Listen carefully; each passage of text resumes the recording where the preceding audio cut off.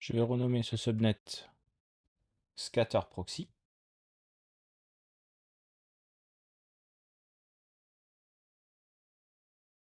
Je vais créer un subnetwork juste à côté.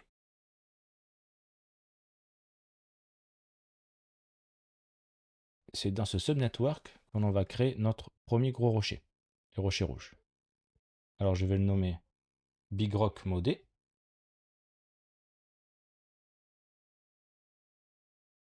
Pour créer nos rochers, on va utiliser Voronoi Fracture. Je fais tabulation box. Ici, je peux couper le lien, je reste appuyé sur Y et je coupe le lien. Pour l'instant, je n'ai pas besoin.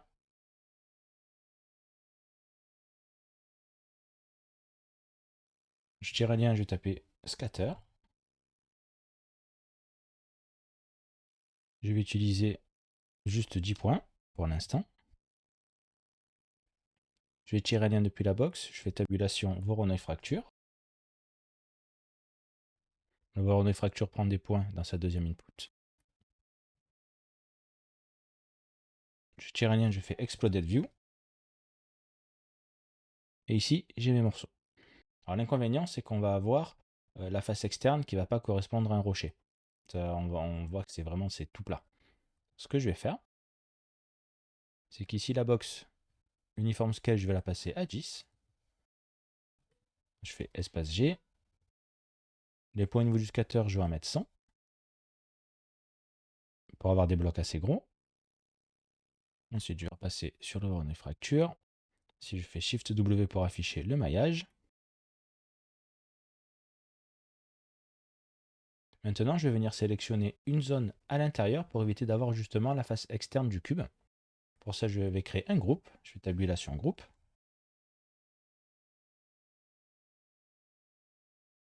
Je vais le nommer Rocks. Group type primitive. Je décoche base group. Je coche Keep in Building Region. Donc je vais rester sur une box. J'affiche le groupe. Si j'appuie sur W, voilà, j'affiche juste la box à l'intérieur. Ou je clique ici sur l'icône pour changer le mode de vue du viewport. Alors on voit la box en bleu, elle est ici. Pour l'instant, elle n'est pas assez grande. Donc je vais augmenter la taille. Là on voit, elle sélectionne les faces. Alors le problème, c'est qu'ici, elle a sélectionné les faces. Si je fais S et que je sélectionne une face, je fais tabulation transform, je vais bouger que la face. C'est pas ce qui m'intéresse. Je vais supprimer le transform. Ce qui m'intéresse, c'est de bouger vraiment la pièce quand je fais Exploded View. C'est de bouger la pièce entièrement. Pour bouger cette pièce entièrement, on va packer les polygones. Alors ici, je fais tabulation pack. Et je vais les packer sur le nom. Ici, dans Name Attribute, j'ai Name. Ce name, il est créé automatiquement quand on fait le Voronoi Fracture. Ici, il crée préfixe pieces. Et lorsque j'affiche la géométrie spreadsheet dans les primitives, j'ai name ici avec pieces 0, et ainsi de suite, qui correspond à chaque pièce de la géométrie ici. Donc maintenant, si je suis sur le pack et que je fais S pour sélectionner, on voit que je sélectionne la pièce entière et pas que la face. C'est ce qui nous intéresse. Maintenant, le deuxième problème, on voit ici un pattern, c'est parce que les points sont mis que sur la surface. Ils sont dispatchés que sur la surface. Alors la solution, ici je vais créer un VDB from Polygon. Et je vais utiliser non pas surface, mais density. Comme ça, les points sont maintenant aussi à l'intérieur. Et lorsque je repasse du coup sur l'Exploded View, on voit que je n'ai plus le pattern. Donc maintenant, ce qui m'intéresse, c'est de sélectionner, j'appuie sur W, de sélectionner les morceaux à l'intérieur. Je vais tirer un lien, je vais mettre un blast.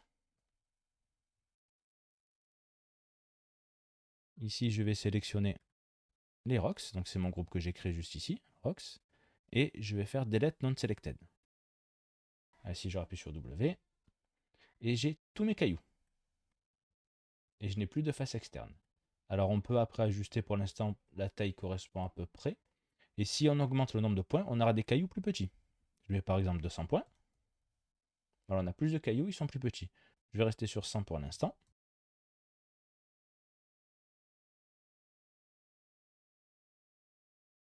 Ensuite, on va ajouter du détail sur les cailloux. avec des VOPs, on va ajouter du noise, mais pour ça, dans un premier temps, il faut d'abord centrer chaque caillou au centre de la scène. Alors on va le faire avec une loupe. Je tape for each connected pieces.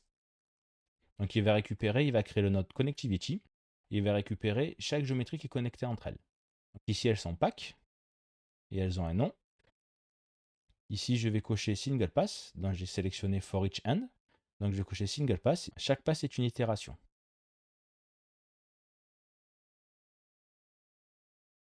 Donc maintenant on va ajouter un autre transform. Alors il y a plusieurs moyens de le faire. Étant donné que c'est dans le cadre de la prise en main d'Houdini, on va rester juste sur un transform. On peut le faire aussi en Vex et de d'autres manières. Donc dans le transform, à chaque itération, il va appliquer ce transform pour chaque pièce parce qu'on a le connectivity ici. Alors j'ai pivot transform. La première chose à faire, je vais prendre juste un autre exemple, une autre passe, à passe 0. Voilà, parfait. Il est bien décentré. Le centre de la scène ici et l'objet est ici. Ici dans le transform, si j'appuie sur Enter, on voit le gizmo, le pivot ici. Si je fais une rotation, il ne va pas faire une rotation au centre de lui-même, au centre de l'objet. Pour ça, on va d'abord centrer le pivot. On a pivot transform. On va utiliser du hscript. Je vais faire $CEX, $CEY, $CEZ. Là, le pivot est centré sur l'objet. Parfait. Maintenant, on va centrer l'objet sur la scène. On va taper exactement la même chose, mais en négatif. On va faire moins $CEX, moins $CEY et moins $CEZ. Et là, on va avoir toutes nos pièces qui vont être centrées au niveau de la scène, sans effort. Donc avant d'ajouter du détail, ici on a des objets paquets. C'est-à-dire qu'on n'accède pas vraiment aux propriétés de la géométrie comme les faces, les edges, les points. Pour ça, on va utiliser le node unpack. Et là, on va voir voilà, le wireframe qui réapparaît. Maintenant, on va le convertir en VDB et ensuite en polygone. Ça va permettre de casser ces arêtes. Je fais tabulation VDB from polygon.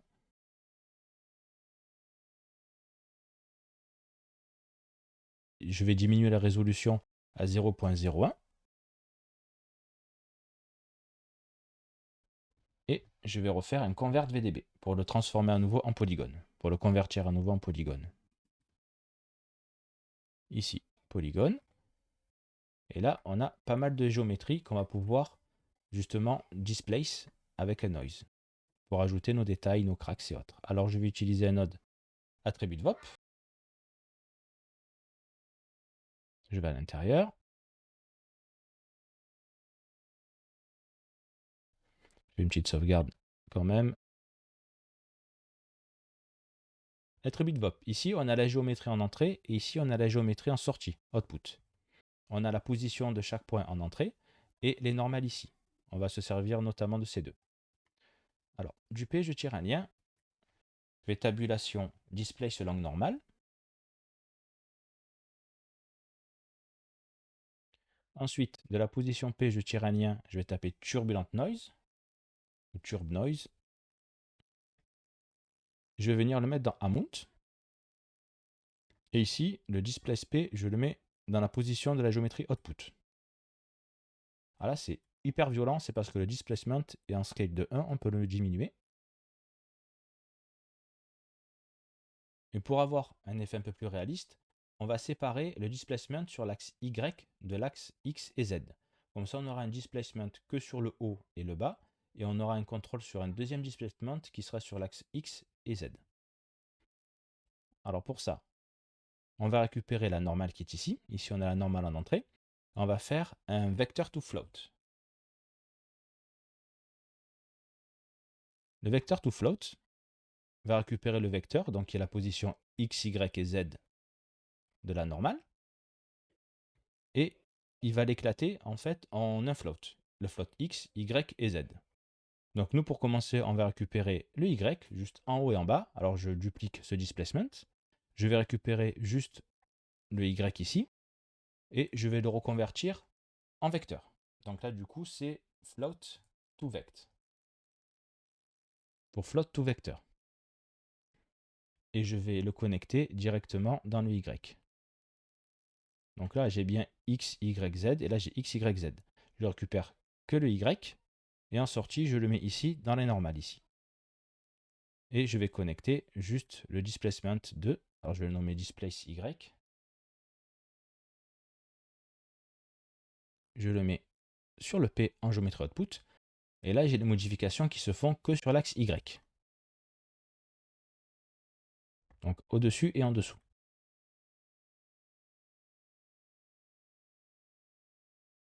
Ensuite, on va créer alors un autre turb noise. Alors là, j'ai Y, parfait. Et celui-là, on va le nommer displace XZ. Pour le displace XZ, alors je vais dupliquer le float to vect ici. Et par contre, je vais utiliser le X et le Z. Voilà, sur celui-là, je récupère le X et le Z.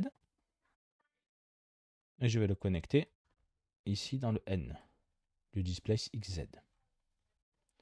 Je vais juste afficher le P dans le P du output ici pour voir que ça fonctionne bien.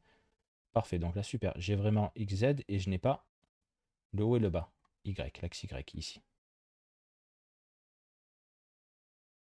Ensuite, on va additionner les deux noises. Pour le displace XZ, on va quand même ajouter un deuxième noise vein. Alors le turb noise ici, je le duplique et je vais le connecter au displace Y. Et le turb noise ici, je vais ajouter une noise vein. Je fais tabulation vein, veins. Je récupère le P ici, je le mets dans la position. Je tire un lien et je vais taper add. Et je vais ajouter le noise, turb noise au noise vein. Et la sortie, la somme, hop, je la mets ici dans la mount. Ah oui, c'est ultra, ultra violent. Et ici dans le displace XZ, pareil, je vais diminuer. Et je vais même la mettre un peu en négatif, ce qui permet d'avoir des incrustations. Alors pour tout ce qui est les edges, il n'y a pas de souci. Après, on va le reconvertir à nouveau en VDB, puis à nouveau en polygone pour casser justement pour récupérer ces edges. Bon, maintenant, il faut que j'additionne le noise XZ et le noise Y en displace. Là, je vais récupérer simplement le displace P, la sortie, je vais le mettre dans la position ici. Le displace Y et le displace Y, je le mets dans le P du output. Et on peut augmenter et diminuer séparément les displaces.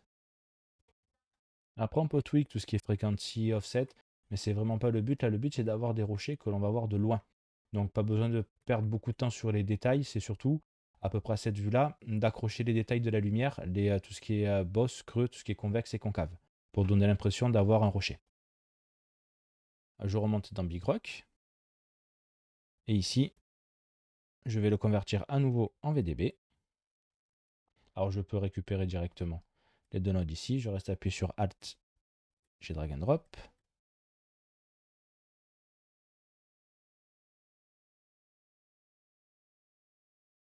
Pour casser ces arêtes, qu'on voit ici, je vais dans le VDB from Polygon, le VDB from Polygon 2, juste après le Unpack, et je vais passer la résolution à 0.05.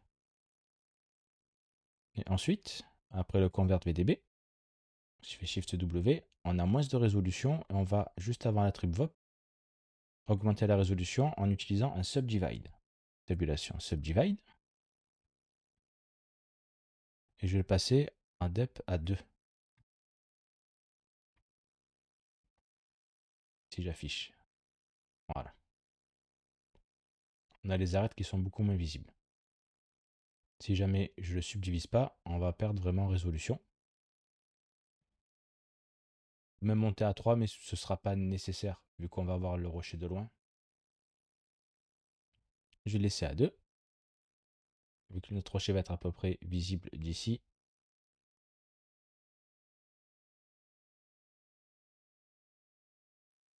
Ensuite, je vais afficher une autre passe, voir ce que ça donne. Voilà, ça fonctionne sur tous les rochers. Pour l'instant, on va les laisser comme ça. On a un premier setup qui permet de générer des rochers, même s'ils ne sont pas au top visuellement. Pour l'instant, on les laisse comme ça et on verra par la suite, avec notre setup procédural, on pourra les régénérer à nouveau, générer de nouveaux détails si on a besoin. Je vais ajouter un node nul, ici. Je vais le nommer out. Et dans le for each, je vais décocher single pass. On va avoir tous nos rochers qui vont être centrés au milieu de la scène. Il a mis à peu près 15 secondes pour tout calculer. Maintenant, on va passer sur les petits et moyens rochers qui seront utilisés dans la normal map. Mais ça, ce sera dans la prochaine vidéo.